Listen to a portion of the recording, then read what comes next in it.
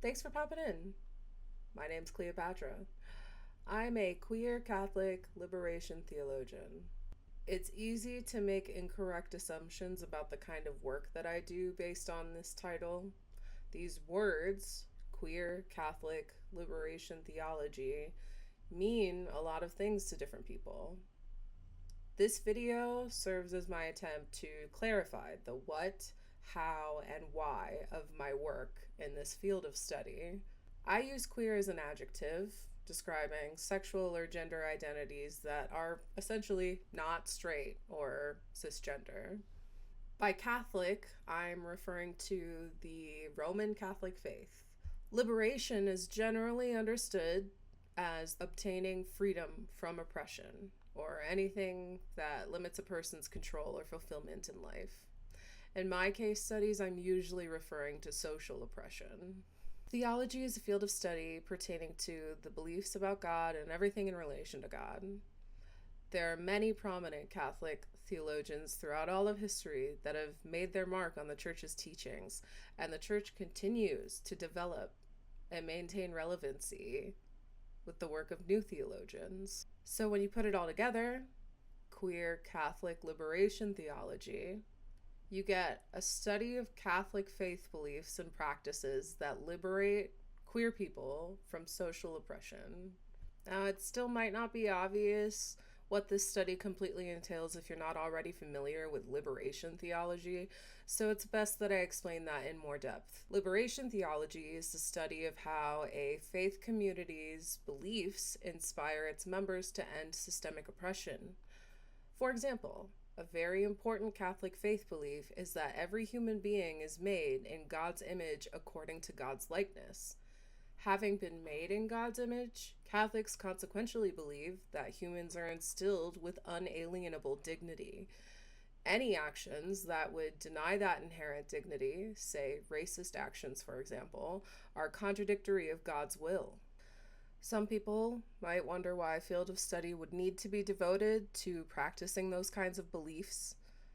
If you're Catholic and you believe that every person has human dignity, then it shouldn't be that hard to know how to act like that, right? I believe that kind of questioning comes from an assumption that the denial of someone's human dignity is primarily a personal matter. Social oppression is anything but a personal matter. Bryan Massingale, a Black Catholic theologian, explains how the social nature of racism is lost on much of the U.S. population. We must have a deeper understanding of racism, he says. One that goes beyond the common sense understanding, which focuses on interpersonal transactions or behaviors, conscious, deliberate actions, and harm that another experiences because of race-based actions. He refers to white privilege as the range of unearned and at times unwanted advantages that come from the status of being considered white. Those advantages are enforced not just by hateful attitudes. Our economic and political and social systems are designed to administer those privileges. The Trump administration's elimination of DEI practices is an illustrative example of white privilege being systemically enforced. In the first week of his presidency, Joe Biden signed an executive order that sought to combat what he describes as entrenched disparities in our laws and public policies and in our public institutions that have often denied equal opportunity to individuals and communities.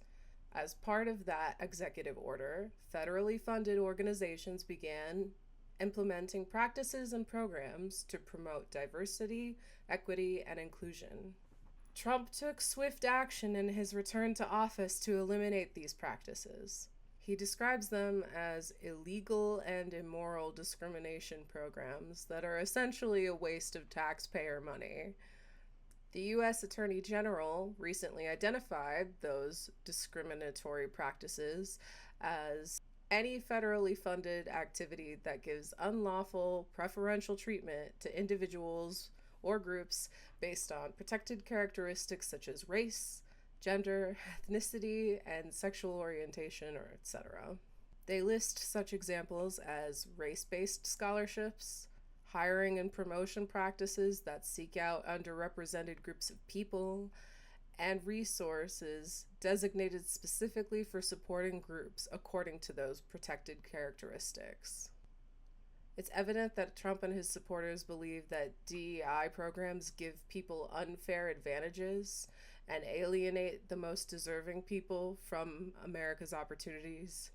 But the intent of DEI is expressly the opposite.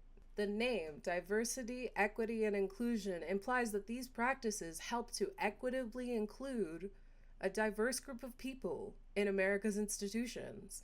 By eliminating those programs, we're denying the fact that certain people, for example, white people, are systemically assigned more advantages than their counterparts.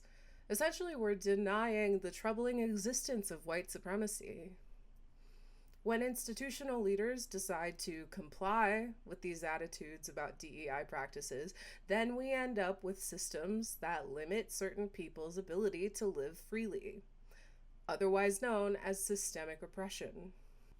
I'd urge any Catholic who supports the elimination of DEI practices to consider our shared belief in the inherent dignity of every human. Many Catholic leaders have been outspoken against the denial of human dignity, especially when that human is different from us in some way. For example, in a meeting with the civil authorities of Albania, Pope Francis praised the country's citizens for their ability to foster the peaceful coexistence of Catholic, Orthodox, and Islamic communities, especially in a time where religious differences are being distorted and instrumentalized by extremist groups. May no one use religion as a pretext for actions against human dignity, he says. Instead, religious diversity is something of value which needs to be protected and nourished. Pope Francis is primarily referring to religious diversity in this speech, but his advice is broadly applicable to any form of diversity. Diversity within humanity isn't just something that we Catholics are taught to accept. It's something we're supposed to treat as a divine gift. Respecting and honoring the ways in which we differ is a way of respecting what God has offered to us. By making our institutions more inclusive of people from diverse groups, we all benefit greatly. Pope Francis says in his speech that doing so will promote and strengthen mutual understanding and esteem. DEI practices not only support and foster the diversity that Catholics are taught to honor and appreciate, they're also effective methods for combating structural oppression because they address it at its root causes. Social oppression is less about hating someone for who they are and more about revoking resources from people based on who they are. The only way to rectify this is to systemically support the people who have had those advantages taken away. I feel confident in saying that Catholics should support these kind of DEI initiatives. For anyone who's interested, there are several intelligent Black Catholic liberation theologians that have valuable insights regarding Catholic pursuits to liberate people of color. Bryan Massingale, whom I mentioned earlier, has a book titled Racial Justice in the Catholic Church that addresses the Church's responses to racial injustice in the U.S., especially since the civil rights movements of the 1960s. I'd also suggest looking into the work of Shawn Copeland. Her book, Knowing Christ Crucified, explores how enslaved Africans expressed their faith in ways that were not only unique to their experiences of suffering, but also subversive of the Christianity being imposed to keep them enslaved. We've already established that our Catholic faith implores us to treat every person with human dignity and respect. Naturally, this dignity is supposed to extend to queer people. So if queer people are experiencing any sort of oppression, it's probably not coming from the church, right? Remember, the kind of oppression that we're talking about isn't built on individual hate.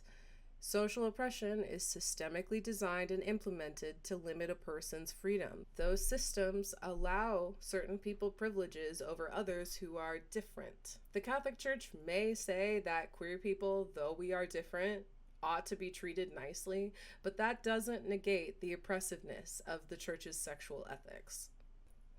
Bridget Burke Ravizza, a Catholic theologian who specializes in sexual ethics and gender studies, makes essentially the same claim in her book titled The Sacrament of Same-Sex Marriage.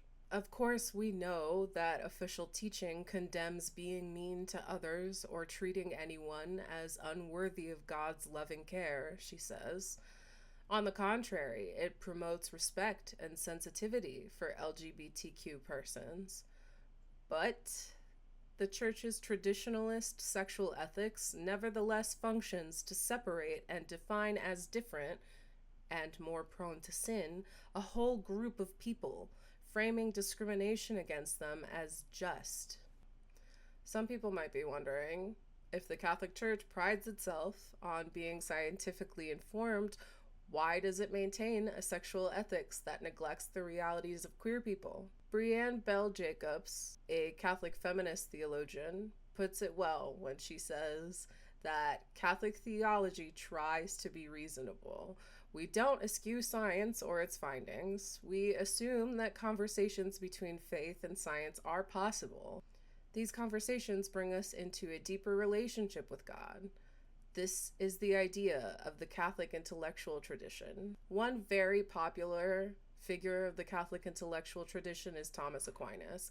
In his most notable work, the Summa Theologiae, he predicated his sexual ethics on the findings and conclusions of reproductive science. Aquinas consistently shows throughout the Summa how science and reason can be used to better understand nature as God intended.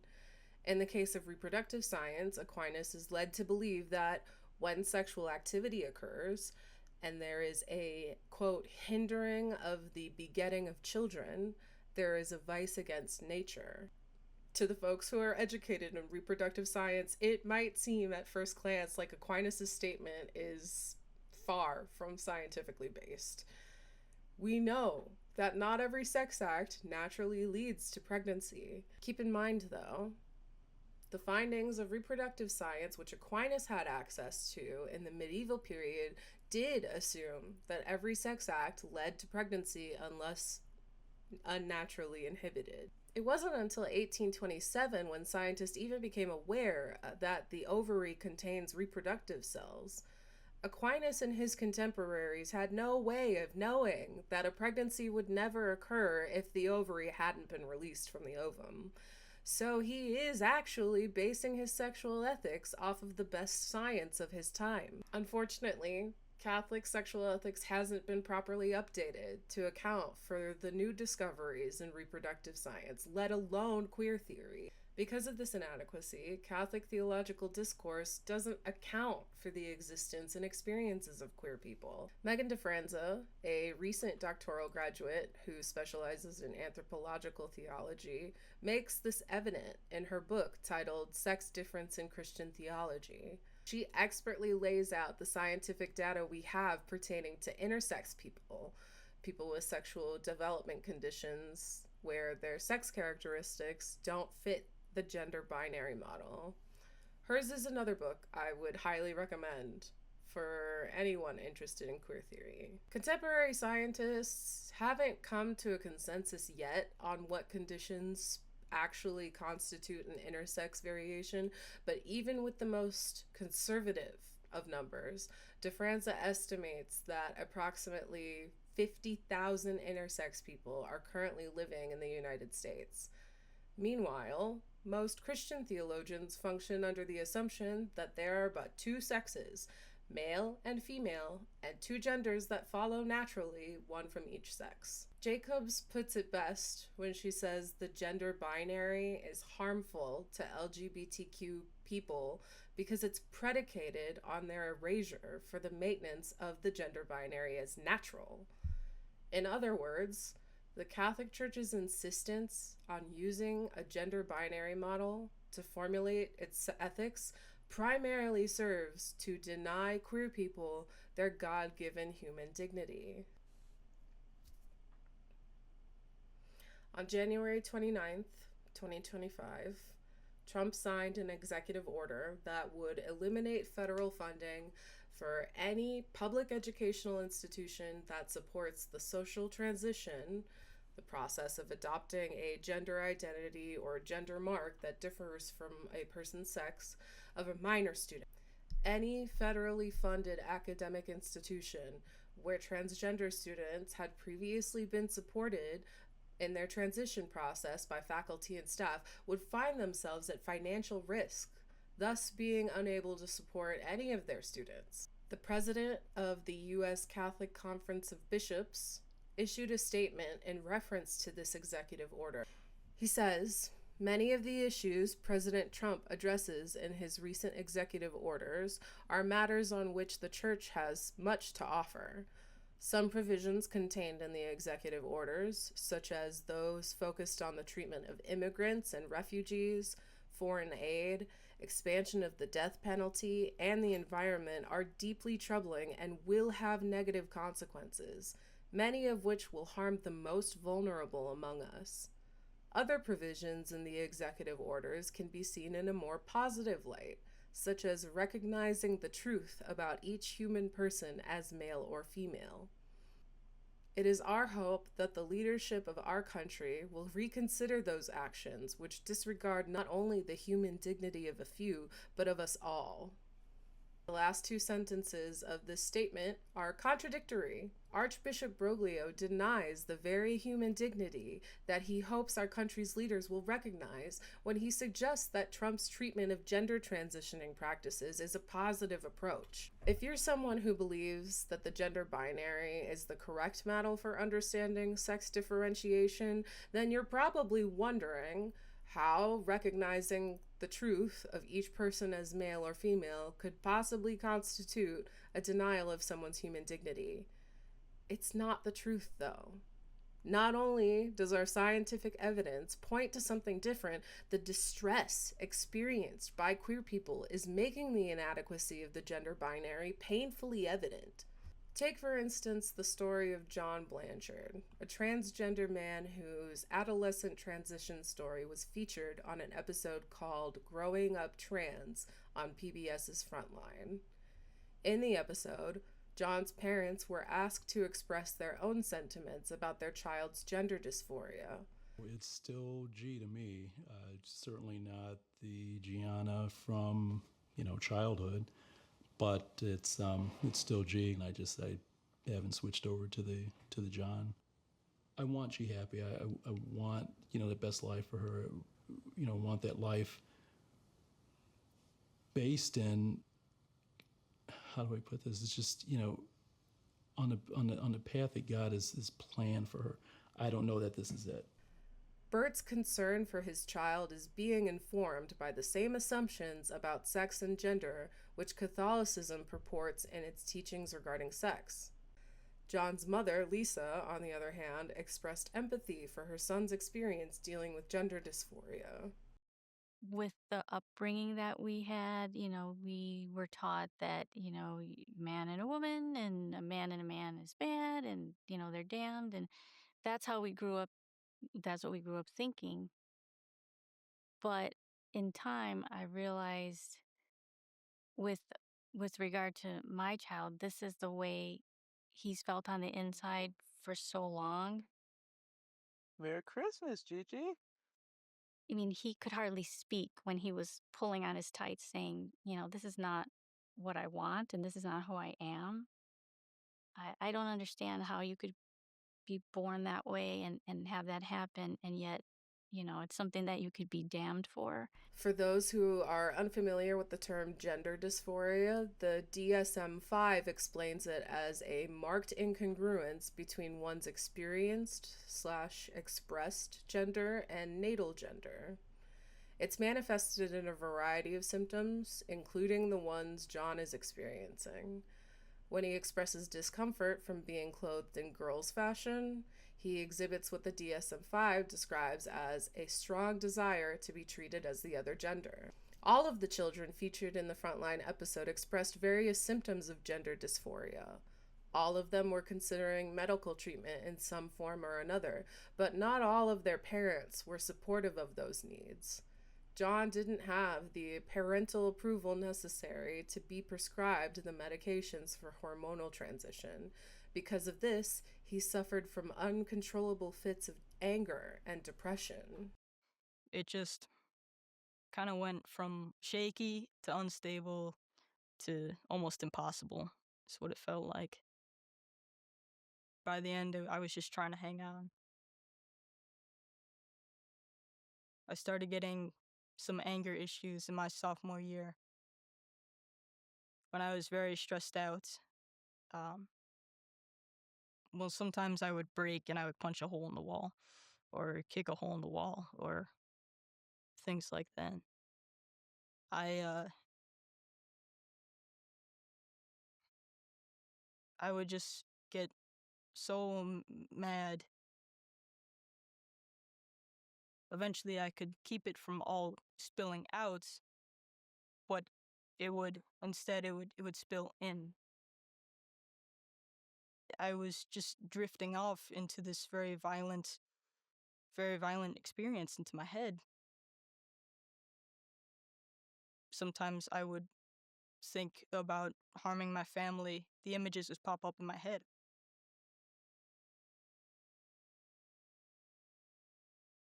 It got so bad. And that's when I really decided I feel like a threat to my family. I feel like a threat to myself. I just can't control myself. So very late at night, I went down to my mom. I was just crying. And I said, hey, I want you to take me to a hospital. I want to get locked up.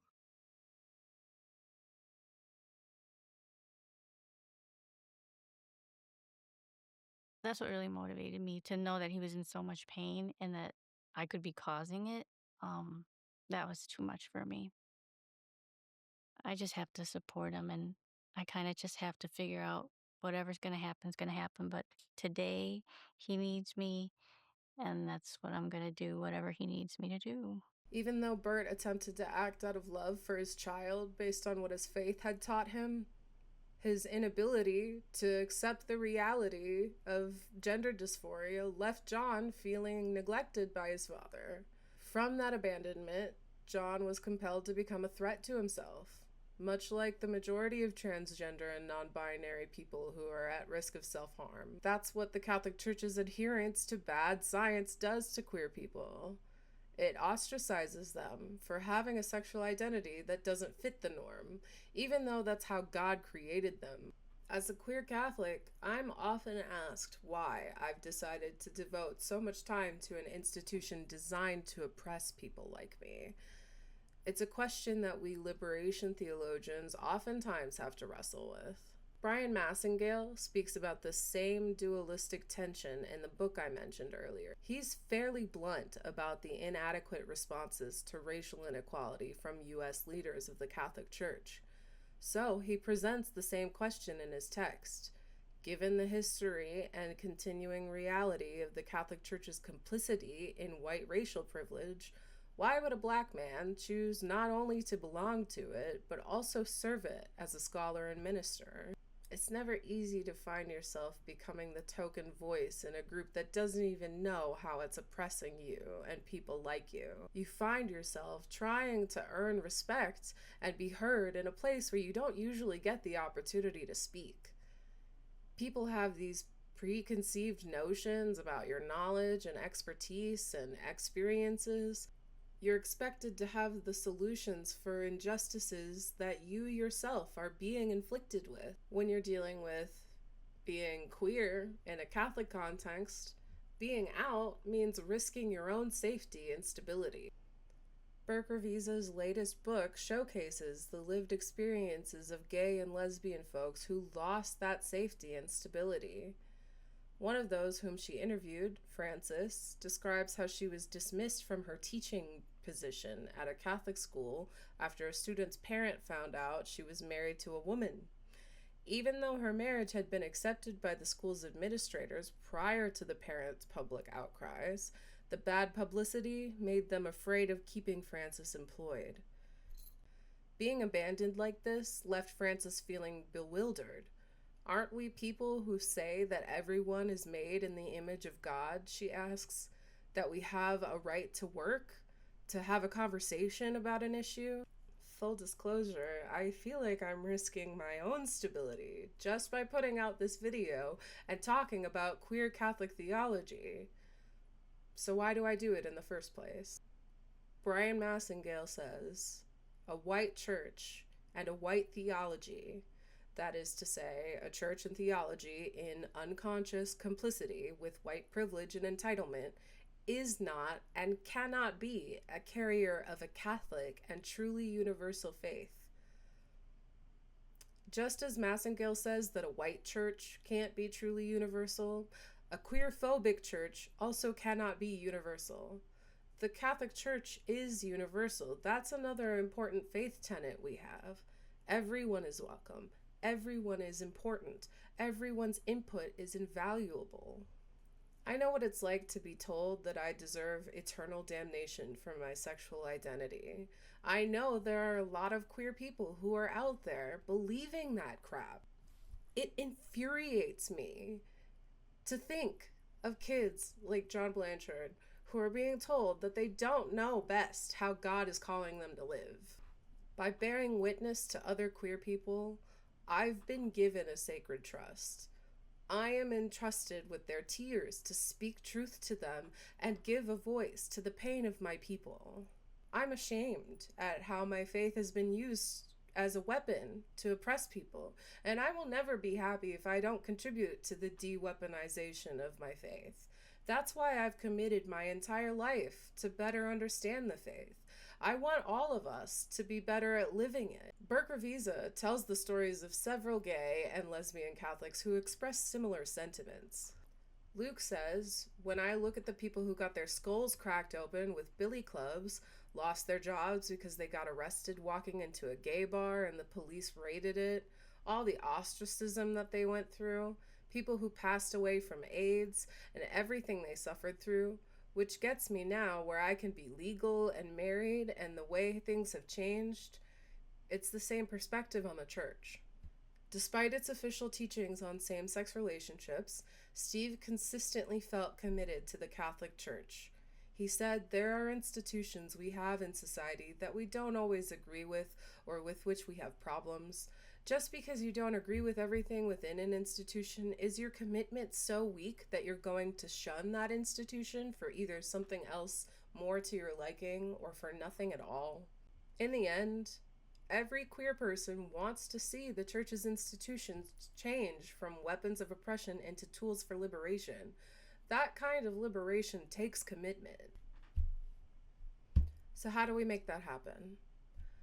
What would it look like for the Catholic Church to make space for, or dare I say, to equitably include, queer people? The goal is essentially to create a framework for living a free and fulfilling life, as God intended, that is applicable to queer experiences. Catholic ethics is all about finding what it takes to be fulfilled. It's about being in right relationship to God. Because Catholic sexual ethics is not informed by queer theory, the Church's guidance for fulfilling queer lives is lacking, to say the least. The first step for fixing that is for Catholic theology and queer theory to collaborate and dialogue with each other.